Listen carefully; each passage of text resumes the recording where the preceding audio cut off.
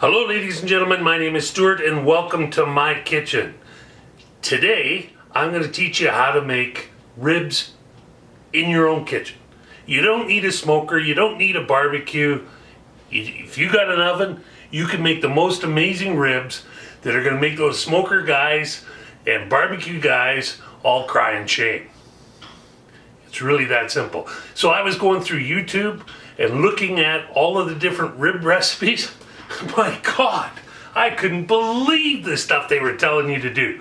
If a recipe is telling you to boil ribs or to trim fat, forget it. I even saw one top chef say you had to fry them first. That's just nuts. I'm going to teach you how to do them right. And one thing you should know about ribs is they should never ever fall off the bone. Ribs are something that you eat as a carnivore. You should be able to bite those and still be on the bone, you know? And also, if you're in a rib competition and they fall off the bone, you're disqualified immediately. So I'm going to teach you how to make the absolute most amazing ribs that are absolutely delightful to eat. They're not going to fall off the bone, but they are going to be tender and easy to eat, and you're really going to enjoy the texture and flavor of these ribs. So you should know it is going to take 4 to 5 hours to make your ribs. So you don't want to start this when you're hungry. You want to do this in advance. Now, I'm going to do it. I'm going to do 2 huge racks of ribs. And the reason why I'm going to do 2 huge racks of ribs is because when they're done, I can cut them up into sections, put them in freezer bags, and freeze them. And you know what? Before you get excited, oh, freezing them. No, think about this. When I take those out and I reheat them later, they're even going to be better than when I originally cooked them. So you'll have ribs that you can take out and in 5 minutes have a hot meal. So here we go. All right, so I got 2 big racks of ribs here, and I'm just going to quickly wash them off. And the reason why you want to wash them off is, well, they come from a processing plant, and who knows who's touched them. So I always recommend washing them off. Now, there are other people out there that will tell you that you need to take the backing off, that you need to trim this off, that you need to trim the fat. That's all ridiculous. You don't need to do any of that. There is no need to take any backing off, and it doesn't matter if it's side ribs or back ribs. If you cook them properly, you don't need to take the backing off. And I mentioned that this is going to take 4 to 5 hours. That's just the baking part. This is so simple. The amount of effort involved is really, really low. So we'll finish washing these off and we'll get started. Okay, so we're going to be cooking these in multiple stages, and the first stage is about an hour to an hour and 15 minutes.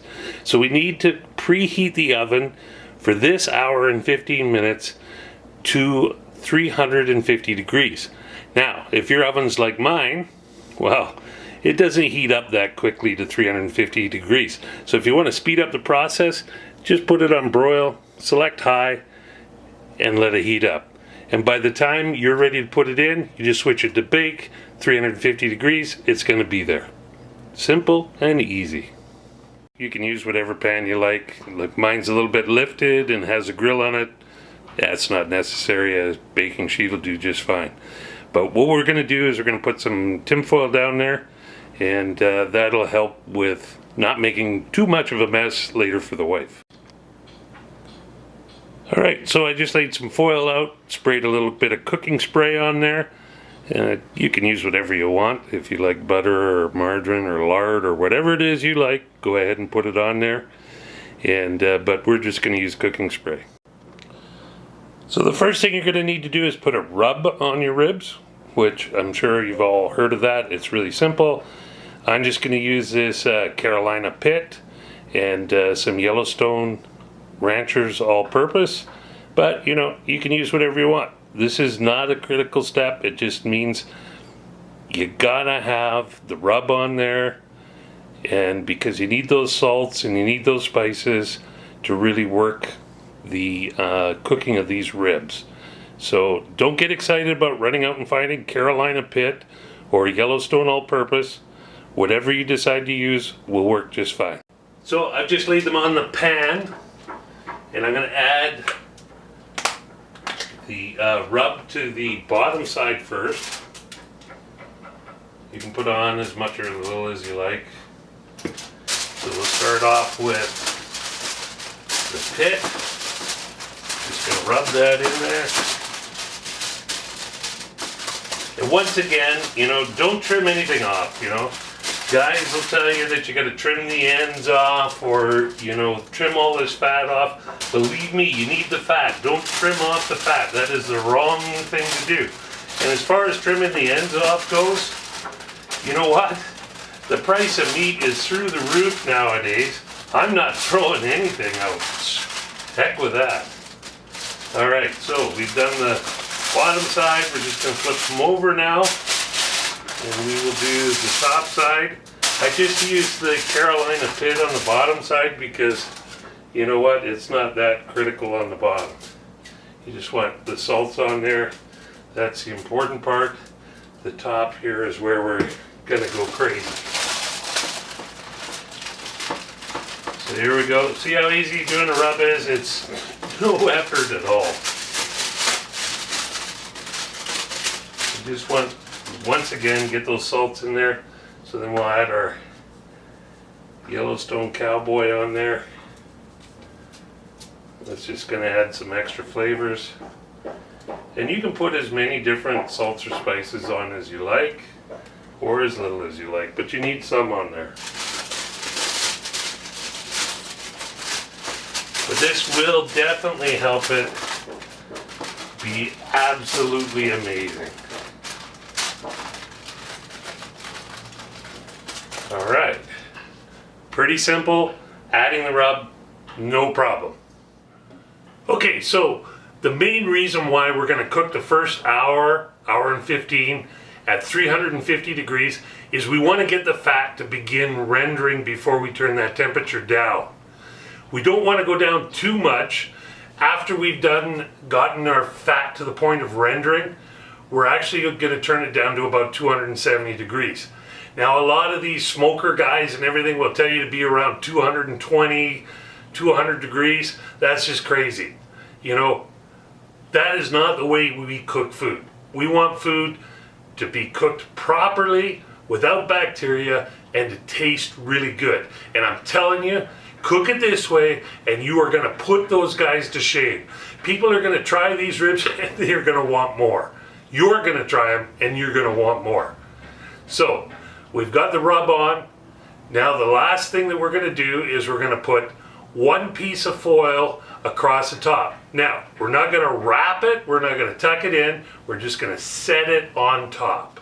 Okay, so we're just setting that foil on top. We're not tucking it in, we're not wrapping it, we're just setting it on top.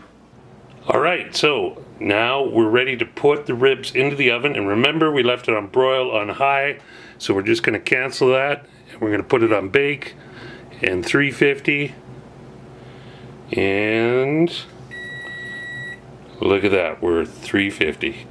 So we're just going to put those in the oven. We're going to check on them in an hour, but it's probably going to take about an hour, hour and 15 for these ribs to begin rendering. And then once the fat is rendering, that's when we'll turn down the heat. We're not dealing with broiling or high heat. It's just 350 degrees. Put it in the middle of the oven, you'd be fine. All right, so it's been a little bit more than an hour. It's been about an hour and 5 minutes. So I'm gonna take a look and see how things are rendering down.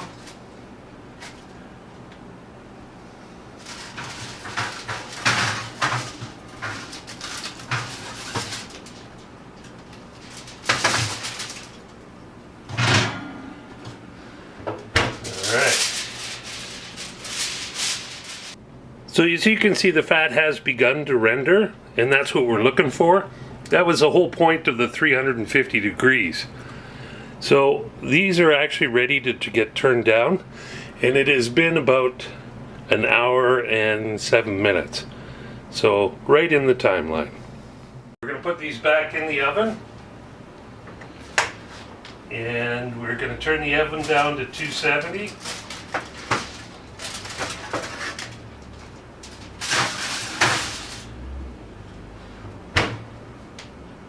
Just hit cancel, bake,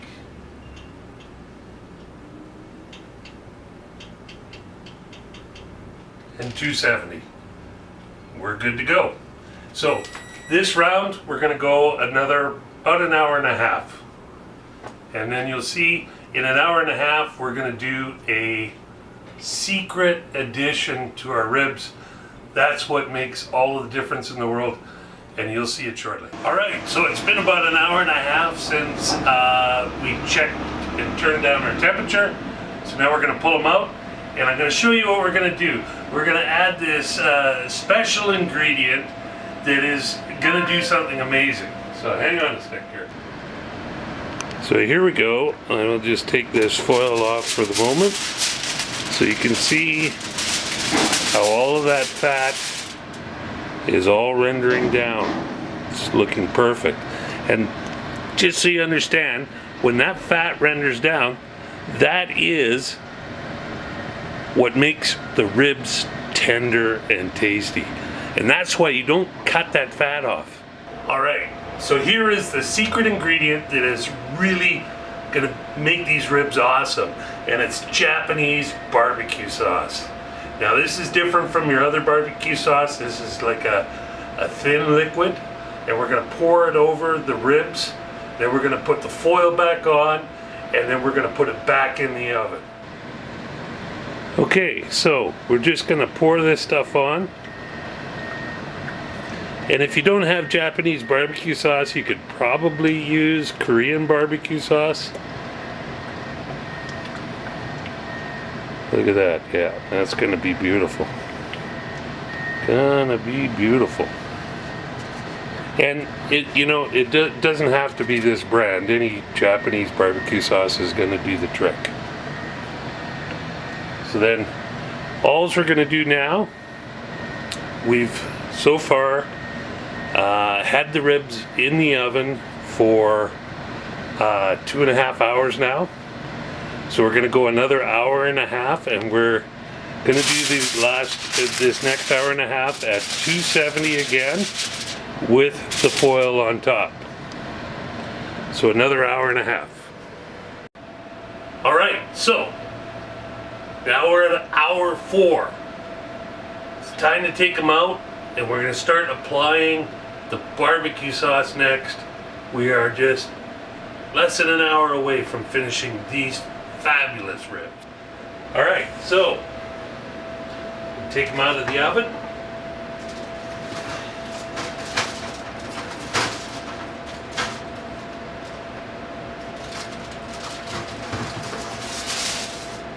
We're gonna have a look at these bad boys.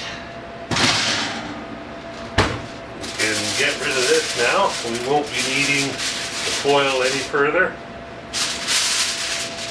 We're just gonna grab a fork here, and we're gonna test the tenderness of these ribs. Oh yeah, they're good.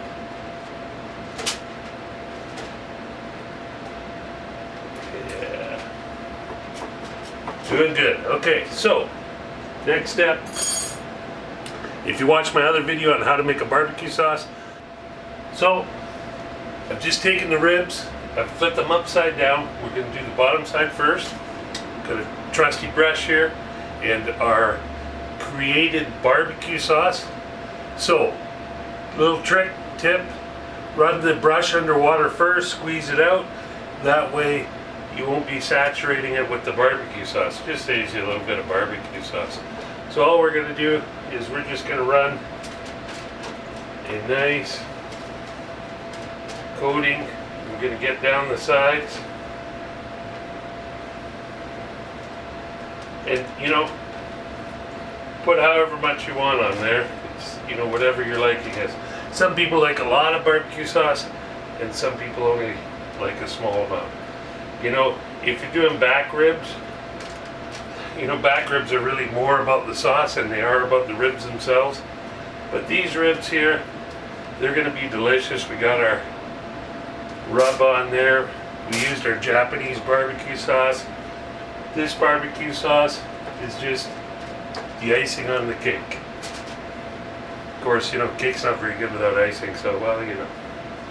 But, you know, I guess there's some people that are okay with it that way.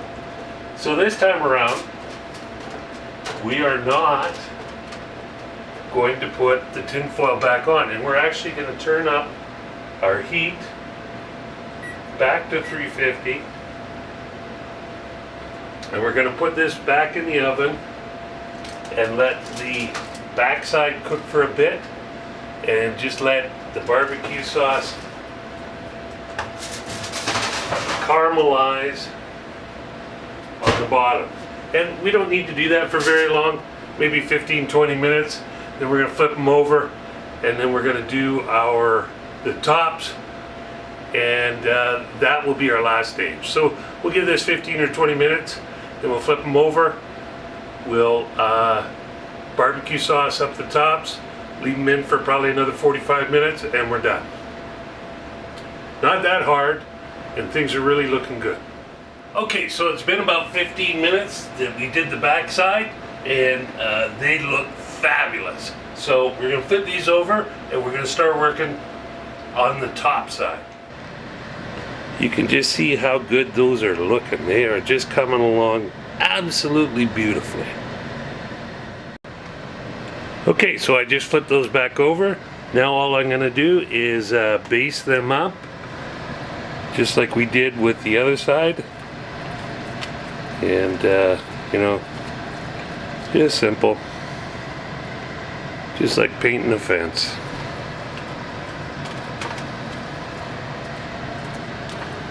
There we go, get these all basted up. Once we're done this, we're going to put them in for, I don't know, probably another 45 minutes, and we should be done. If you want to, after about 20 minutes or so, you can take them out and put on another coating of sauce if that's what you like. If you like lots of sauce and you like to see that, you know, heavy coating, then by all means, yeah, take them out in maybe 20 minutes or so, put another coat on, and honestly, you could put on a coat every 20 minutes if you wanted to.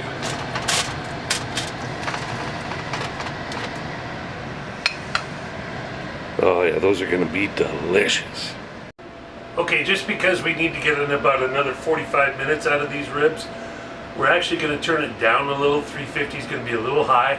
So we're going to take it down to about 300, and we're going to cook them for the next 45 minutes at 300.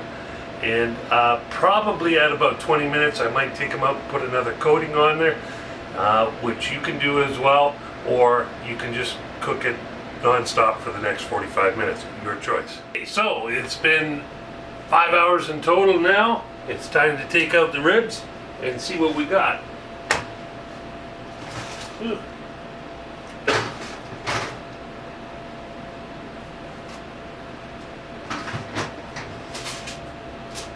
Oh, yeah.